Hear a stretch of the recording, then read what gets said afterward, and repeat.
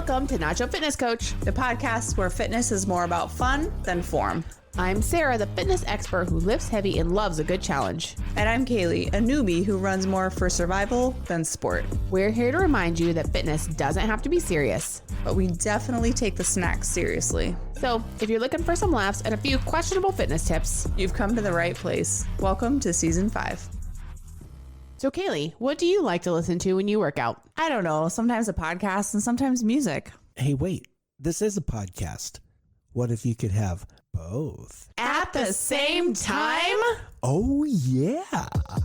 Podbeat is a free mobile app that lets you add any beat style to any podcast for your workout. It's easy to do and free to download in the App Store. Kaylee, you sound pretty cool with the trap beat, but Sarah, the funk beat works for your voice. So if you want to make our podcast work for a workout, check it out in the App Store. They even have Podbeat for Android users in the Google Play Store. Okay, on to the show. Hey, welcome back to Nacho Fitness Coach. I'm Kaylee, and here with me is my co-host Sarah, who could write a dissertation on hypertrophy, but still doesn't get my jokes. It's hypertrophy.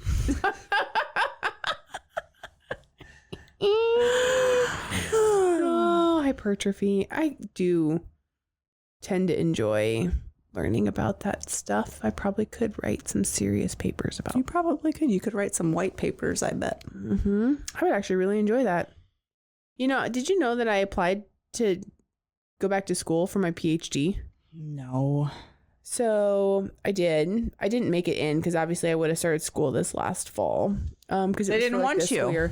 They did not want me. You stayed at home too long. It's not because of my experience. It's because by the time I went back and studied and had to like exercise my brain to try to score well on the GMAT test. I do remember you telling me you like failed some tests, but I didn't know it was for your PhD. It like algebra, geometry, trigonometry. Fuck all that. It is all, and you can't use a calculator. So you have to realize, like, you have to start doing like long math. And I'm like, immediately no. This has zero, like the fact that it is the entrance exam to get your master's degree in business schools kind of beside me, which I did it to get my master's degree. Mm-hmm. But it's wild to think that there's an association with doing long algebra to whether or not you're going to be good in business school. Anyways, it's their entrance exam. So because my degrees are all formally in like business and education, I was like, I want my PhD. It's been a dream of mine. I was like, I'll go to University of Nebraska. I'm going to get my PhD, and it's officially going to be in marketing, but I'm going to do all my research in like sales. Mm-hmm. That's all my formal education. Right. And everything looked fine, but like that test score, it was not good because I'm like, it's been 20 years and I haven't need to use any of this information. No. Even more so, like algebra is what, 8th grade? Like 30 years. It's like, why is any of this an indicator of like how successful you would be? Listen, I can relate to the story because last year I decided to take 4th grade math on Khan Academy. How'd that go for you? It's really hard. Yeah.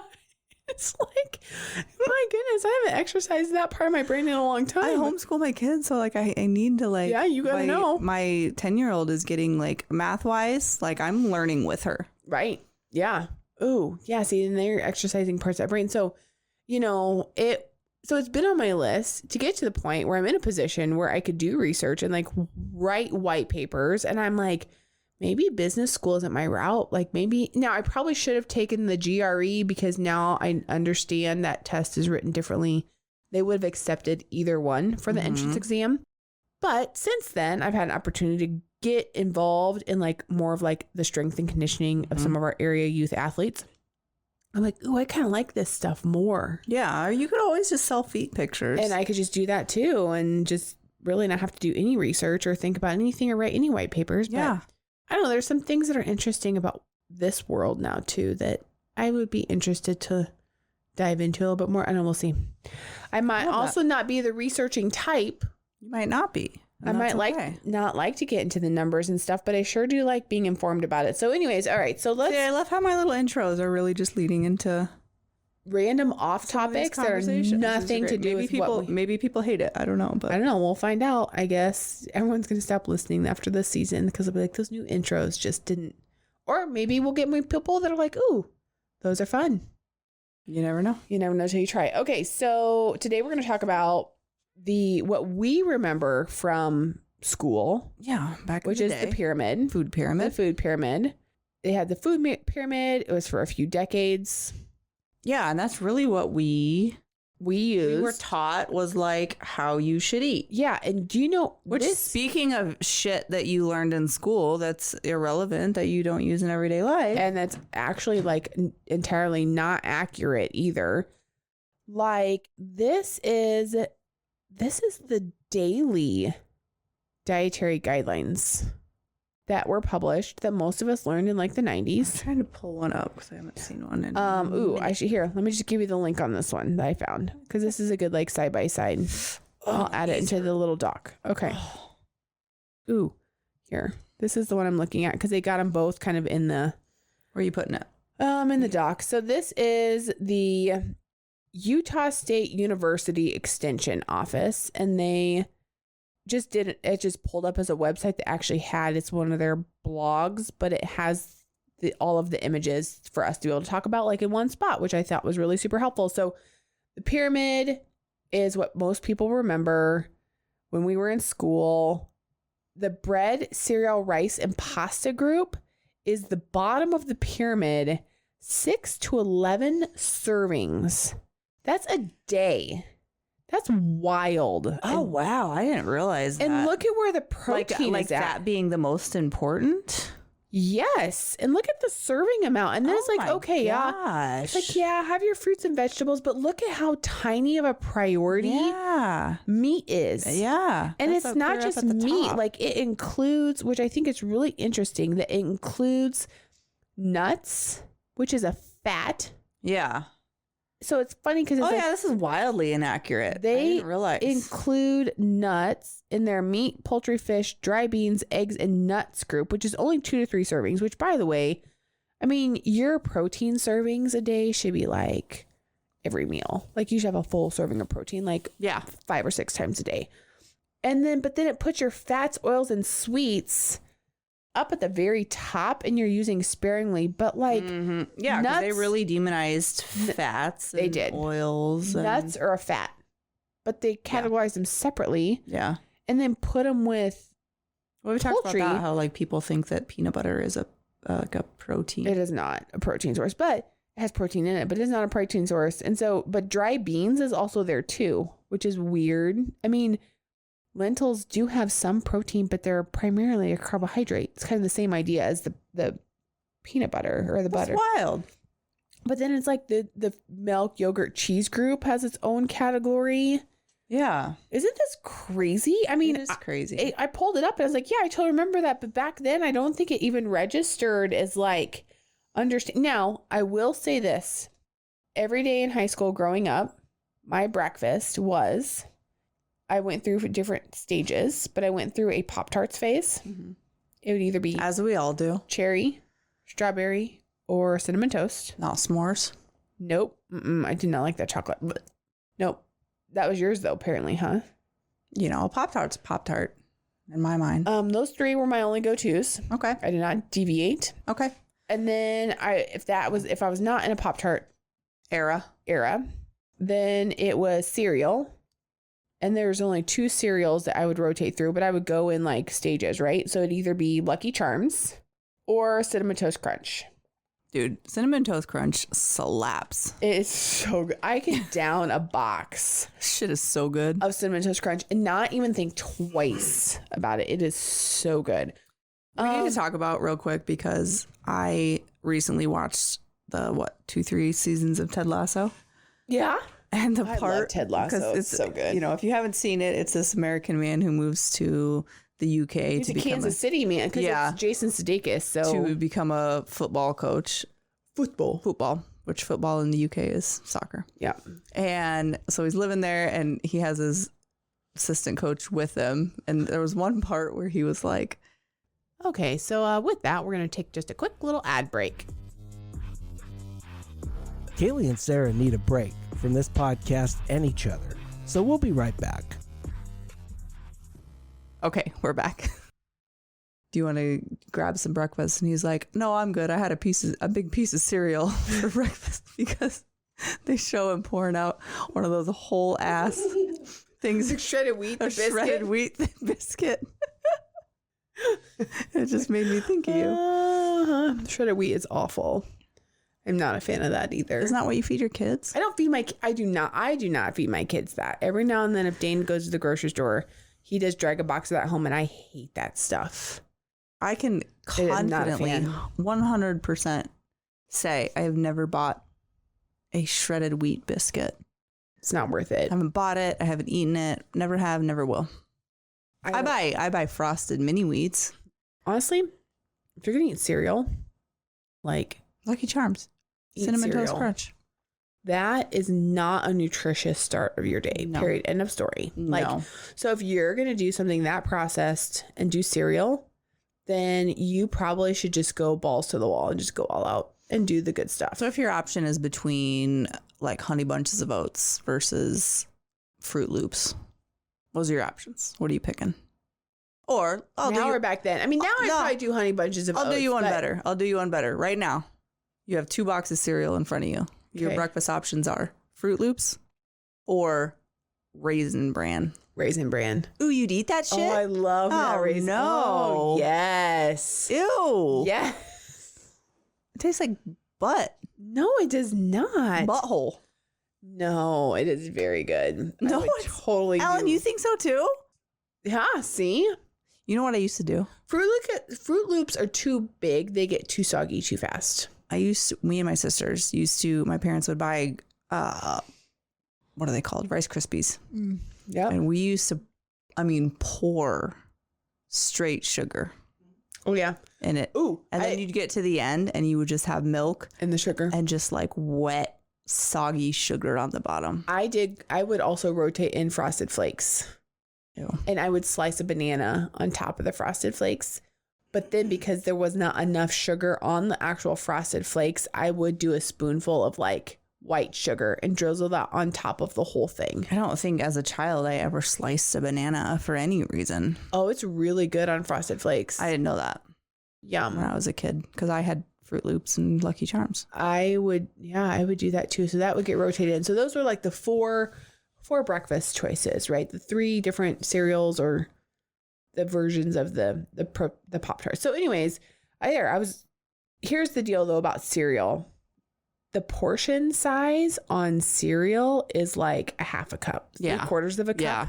It's nothing. No. So if you look at a regular bowl, you're literally probably having 3 or 4 servings just to have like what somebody would consider a normal bowl of cereal. So if you look at this and you're like 6 to 11 servings, that seems like a lot, but the technical serving sizes aren't very big with some of that stuff. Yeah. But it's still a lot compared to the rest of it and what we know now, right? So then I do remember everyone was all in a tizzy, though, when they finally changed the food pyramid. When did they change it? Oh, it says 2005. Okay. It said 2005. It released it because if you did not know that the dietary guidelines are updated every 5 years by the Department of Agriculture and Health and Human Services. Oh, they just have to be? Yeah, it just says they are updated. Huh. Starting in 1980. They've issued it every 5 years, but I don't know. That's just the dietary guidelines. They don't come up with new graphics then, right? Because in 1992 is the most recognized food pyramid. And then in 2005 was the My period, or not period. My pyramid. My pyramid was released to explain why each of the 5 food groups. Do you want me to edit that out? No, you can keep that in. Yeah, because we don't do that here, Kaylee. My pyramid was released. Ooh, this I could get on board with. I mean, I was like in the big kid world by 2005. So like, I didn't say that. I remember it came out, but it explained that each of the 5 food groups were important to have in your diet, which yes, I agree. Mm-hmm. Grains And it's interesting because they took it from bread, cereal, rice, and pasta, and they moved it to grains, vegetables, fruits, milk. Interesting. I'm looking at one. I wonder when this was from because it has vegetables, salad, and fruit at the bottom. 5 to 7 servings. What is that one? I don't know. I just pulled this up. No, I don't think it has a date. And is it officially like because people will come up with their own too, I know. Right? I don't know when this is from. It's from safefood.net. That's interesting because But they did then kind of transition and they kind of made then the lines vertical, right? Yeah. From the bottom up to the top. And it's like, look, all of these food groups are actually important parts and you need all of these. And you need all of them. It's just about how much and when. But I did think it was interesting that they changed it, the titles a little bit. Grains, fruits, vegetables, milk. Yeah. They still throw the meat and beans together, which is fine. I can deal with that for now, but I really remember about growing up in the 90s was milk was pushed so hard. I do not like drinking milk. I don't mind milk. It was a staple at our house, like every meal. You know what I love? I love having a glass of milk with a big old heaping plate of spaghetti. Ew. So good. I love spaghetti. Or lasagna. I would not choose the milk with it, though. I always, for some reason, I've tapered off a little bit as I've aged and my I have just frontal cortex developed, but I have not ever chosen to drink white milk.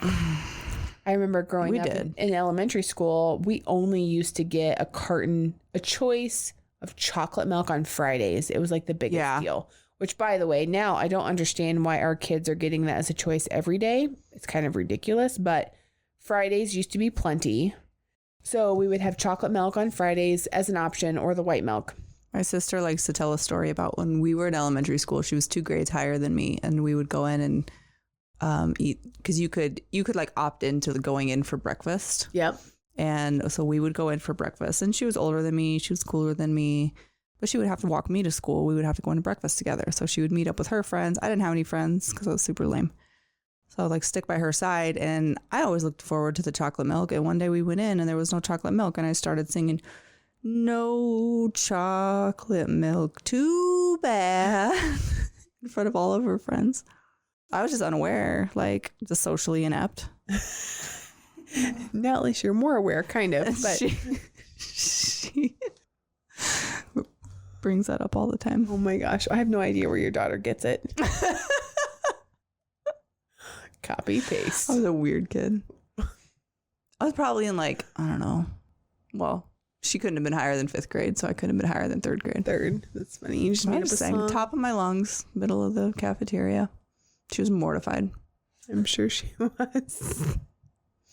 That's the kind of kid I was. Sums up who I am as a person. I was gonna say, some things about us never change. So, Anyway. Okay. So, do you have more to say on the food pyramid? Well, do you know where that came from? Because, that's still a pyramid, but I don't know if I just feel like somebody made that one up or what is the food pyramid? When did that one come from? Got vegetable, salad, and fruit at the bottom, being the most important. Whole meal cereals, breads, potatoes, pasta, and rice. Is that like late 90s, maybe? It doesn't say. It doesn't say. I wish it did. This is for adults and teenagers and children aged 5 and over. That's all it says.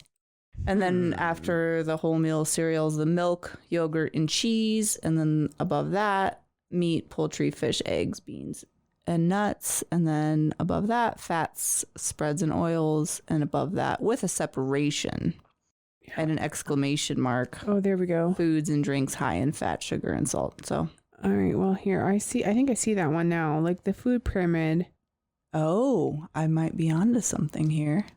This says in Ireland, the food pyramid is used to make healthy eating easier. Oh, well, I see the food pyramid. I see that same one now, but this is, okay, that's not even a legit source either. So I can't find what that one's from. This might not be relevant to America. Well, it just might not be ours. Yeah. So they're still using some form of the food pyramid. Other parts of the world? Yeah. Because it turns out America is not the only country. Yeah. You heard it here Where first. I see it, say food. Oh, yeah. For adults. Well, where did that one come from? I don't know. Doesn't say. Okay, so with that, we're going to take just a quick little ad break. Want more Nacho Fitness Coach? Find and follow us on social media. Find us on Instagram, YouTube, and TikTok at Nacho Fitness Coach. And on Facebook and X at Nacho Fit Coach. Okay, we're back. Well, now I'm really super interested in figuring out. And then it even has the children's food pyramid, the food pyramid for older people, and the Eat Well guide. So this is for a different country. So if you are a listener in Ireland, take note. There you go. I would agree with the fact though that it is a little different for children, adults, and older adults. Like there are some differences through those different kind of age demographics that would be appropriate, right? So, okay, well, if we go back then to... Well, and here's one thing that I did want to mention was that the one thing I read is that the food pyramid was influenced by the food industry. Well, yeah, they pay for everything. Right, which is why the grains got down at the bottom and the fats got like all the way up at the top. And that's because how did that shape obviously did. Of course it the did. advice that we were given. So, which going back to the milk, that was a big... Yeah. That was pushed by Big Milk. Man, I have a presentation that I do. Like I have pushed by the milk. I think I missed it. What did I miss? I missed it because now all of a sudden I'm like I'm ready to go find another part of a presentation. What'd you say? I said the whole milk thing was pushed by Big Milk. It was by the dairy farmers of America. Yeah. Because they want you to buy. It's like Big Pharma. Big Milk. I have to explain everything to you. You did. I missed that one. But see, Alan laughs at you when you're funny. So he's your radar. He's like your gauge. He knows. I don't. I miss it. But it's true though. He gets it. Yeah, I'm being funny, but the milk industry. For sure. And they made us think like, oh, it's calcium. You got to build strong They did. bones. Well, and then they went through the big marketing push, probably Got milk 6 or 7 years ago, where it was like, drink your protein. Oh, I missed that. It was the protein in it. I missed that chapter. Yep. It was got milk, but then it was like, hey, it's a protein source, and they did all the things. I missed that. All the things around that too. Okay, wait, here is, so, because I want to get my dates right, and now I'm trying to remember. Nutrition, golden rule, because here. This is why we need to prep. We should probably prep maybe sometimes, but it was in the, I think 70s or 80s. It was the big non-fat push. Yeah. And so it was the big corporation was paying the researchers to say that it was the sugar was the bad. Yeah. Or the fat was bad. Mm-hmm. Fat was bad. But what happens then when you take fat out of products, that's what's the flavor. Yeah. So all the low fat, non-fat stuff was adding sugar back in. So those companies were paying the researchers to say fat's bad, which scared everyone to buying anything that has fat in it. So they all went to the low fat stuff when it was really like the sugar was really not good. Yeah, everything was fat free. You know, everything was... So and it has been weird with doing the carnivore diet is that it's supposed to be whole fats. Yep. And it's a weird mindset shift to like be okay with eating like, and just the fats in general. Like when you're on carnivore diet, you have to get as much fats as you can, which is just so crazy when you grew up thinking fats were bad. Yep. And you're like pouring fat over your eggs. One of my earliest memories was like on a road trip with my mom and my aunt, and it was back in like the late 80s. And I remember we stopped at a gas station and she got a bag of Twizzlers, and I very remember her saying like, this is a good choice because look, it says low fat. Oh, you know, on the marketing or whatever. And it was like, and today they'd probably put like protein. Yeah, added protein, which is funny. So here, I just pulled up my one slide where it's the marketing genius behind the milk industry and how they had this whole ad with a basketball guy dunking like a splash of milk. What 8 grams of protein looks like when you're playing above the rim. But then when you actually look at like the nutrition facts of milk, there is 8 grams of protein, but there's 12 grams of sugars because it's all the lactose. And you're like, well, but then, I mean, it's 12 grams of carbohydrates. So again, you're still saying whatever. Okay. So let's move on though. Could we talk about Healthy Plate? Yeah. That's more what I'm interested in. Yeah, because in 2011, the USDA created MyPlate, which is what is still currently used to focus on all the food groups being a part of your diet, which this I absolutely love because half of your plate should be fruits and vegetables. I remember you saying a while back that you were not with. Of the MyPlate? Yeah.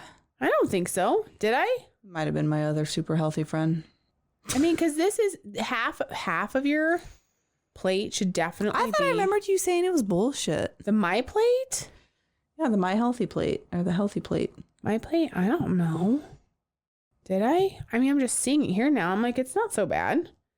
I don't know that I would say that dairy has to be included. And that's part of it. But I don't think it's so bad. I thought you said it was bad. Did I say that, Ellen? That's why I'm on the carnivore diet, because I was like, well, It does somehow ring. yeah, I'm gonna go back Is through. ringing a bell? Yeah. I don't know if it was. Ask ChatGPT because it's got all of our transcripts in there. But Oh, well. I remember you saying that at some point. I mean, it's a good division. Okay, well, I wonder what context that was in. I said, what about a Healthy Plate? And you were like, that is so much bullshit. I hate that. I would never eat that way. It's so bad for you. That's how it went. That is how it went. I guess I'll have to take your That's word what for she it. said, wasn't it? That's what she said. She was like, if you follow the Healthy Plate, you're super unhealthy. You're an idiot. That's that. exactly. You're an idiot. I don't know if that's the case. So it's like, yeah, because I mean, I've looked at this when I'm trying to I don't know, figure out how to feed my kids and shit.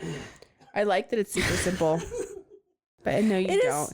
You're such a liar. But do you? Whoa! What am I a liar about? That you looked at this? When you're trying Yes, to figure I out how to have. feed your kids. Yes, I have, Okay. ma'am.